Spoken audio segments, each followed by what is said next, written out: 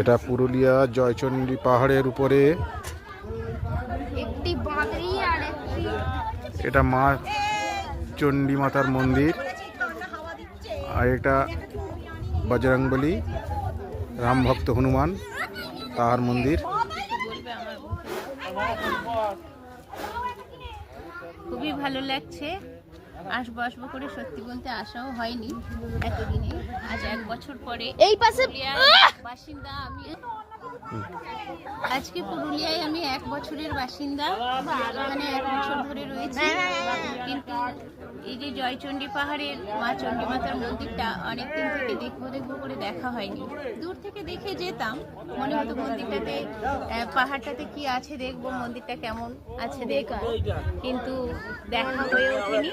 তো আজকের অবশেষে আমার ছেলের বাবা এসছে, তো আমার ইচ্ছে হলো চণ্ডী মাতার মন্দিরটা দর্শন করে যাই।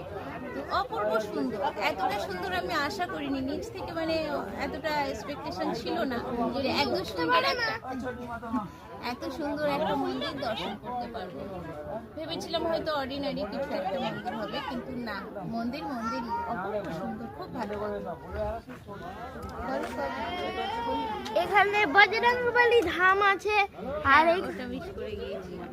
এখানে জয়চণ্ডী মাতার মন্দির, আর এই নিচ থেকে দেখলে স্বর্গের থেকেও সুন্দর লাগে।